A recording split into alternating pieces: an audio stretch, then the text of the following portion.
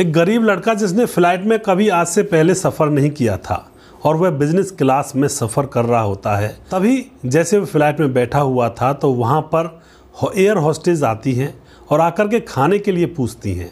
और air hostess जो खाना परोस रही थी बहुत ही महंगा लग रहा था। अब यहाँ पर वह कहता है कि नहीं, मेरे पास इतने पैसे नहीं हैं जो यह खाना मैं खरीद सकूँ। यह बात सुनते ही एयर होस्टेज थोड़ी सी मुस्कुराने लगती है और कहती है कि सर, यहाँ पर जो भी ये खाना होता है वो फ्री होता है। यह बात सुनकर के वह लड़का चौंक जाता है और फिर वह तरह तरह की डिमांड उस एयर होस्टेज से करता है और फिर वहाँ पर पेट भरकर खाना खाता है और एयर होस्टेज उसकी तरफ देखकर मुस्कुरा रही होती है। बस यहीं से एयर होस्टेज की जो मुस्कुराहट होती है वही उस लड़के को ले डूबती है और करोड़ों रुपए उसके ऊपर वह खर्च कर बैठता है। आखिर क्या हुआ था दोस्तों इस घटना के अंदर, पूरी सच्चाई यहाँ पर जानने वाले हैं। वीडियो को अंत तक जरूर देखिएगा। नमस्कार, मैं हूँ सुदेश कुमार और तिरछी बात चैनल में आपका स्वागत है। यह घटना पश्चिम बंगाल के दीनाजपुर की है, जहाँ पर एक समीर घोष नाम का एक लड़का रहता है। 10वीं क्लास कर चुका है और 10वीं क्लास किए हुए भी 2-3 साल उसको गुजर जाते हैं। उसके माँ बाप कहते हैं कि बेटा कहीं कोई नौकरी ढूंढ ले, क्योंकि घर का खर्चा चलाना मुश्किल हो रहा है। जो पिता होता है वह मामूली सी नौकरी किया करता है। और दोस्तों यहाँ पर अब समीर घोष जॉब के लिए इधर उधर ढूंढता है, लेकिन कहीं भी उसको जॉब नहीं मिलती है।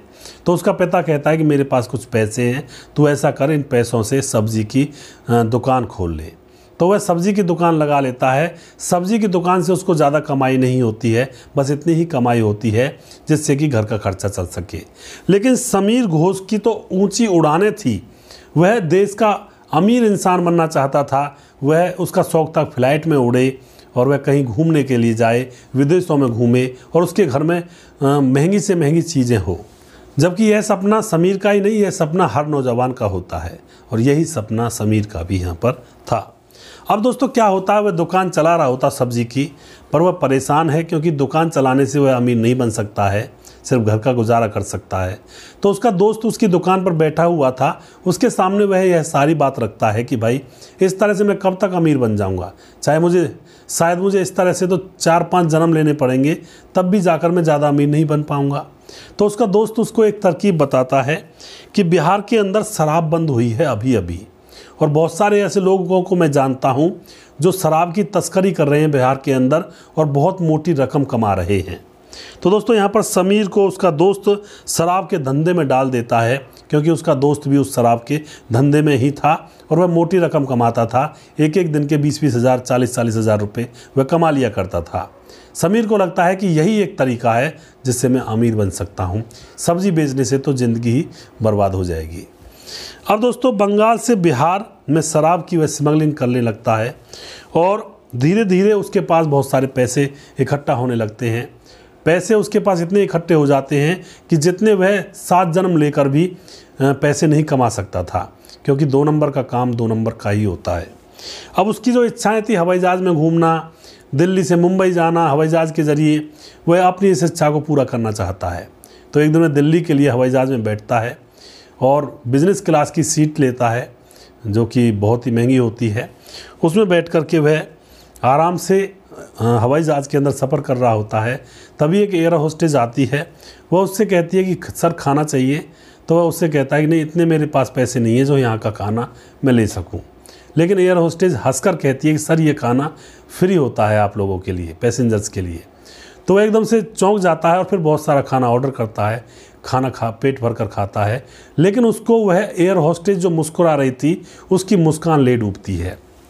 उसको लगता है कि अब तो मेरी शादी इसी लड़की से होनी चाहिए।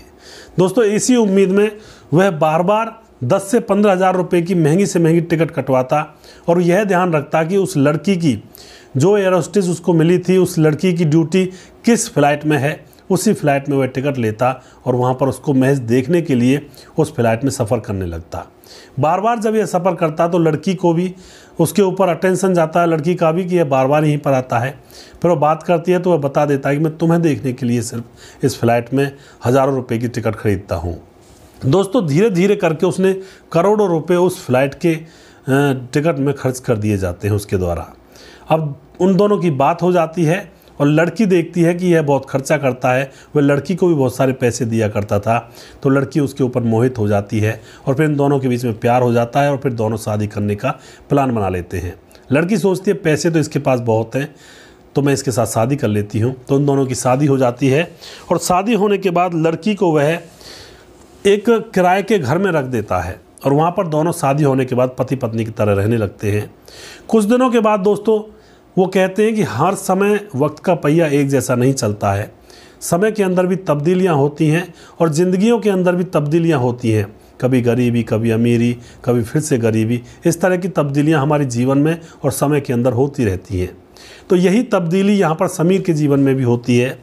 अब जो शराब माफिया होता है, जहाँ पर यह शराब बेचा करता है, शराब माफिया पकड़ा जाता है, पुलिस की रेड पड़ती है और वहाँ पर समीर घोष का नाम ले दिया जाता है। अब समीर घोष के बारे में पता चलता है पुलिस को कि यह सबसे ज़्यादा शराब स्मगलिंग यही करता है बिहार के अंदर और यह बहुत सारे पैसे कमा चुका होगा। तो समीर घोष की धरपकड़ करने की तैयारी में पुलिस जुट जाती है। लेकिन दोस्तों यहाँ पर पुलिस प्लानिंग कर रही होती है, लेकिन समीर घोष को इस बारे में कुछ भी मालूम नहीं था। वह तो अपनी पत्नी के साथ आराम से जीवन के भरपूर आनंद ले रहा था। अब समीर घोष अपनी गाड़ी में बहुत सारी शराब लोड करता है और बिहार के लिए निकल जाता है उसको स्मगलिंग करने के लिए, लेकिन उसको पता नहीं था कि पुलिस ने जाल बिछाया हुआ है। बॉर्डर पर ही उसको पकड़ लिया जाता है दोस्तों और फिर पुलिस उसको पकड़कर उसका माल जब्त करती है और उससे पूछा जाता है कि तुमने कितने पैसे कमाए हैं। वह बताता है कि मैंने करोड़ों में पैसे कमाए हैं।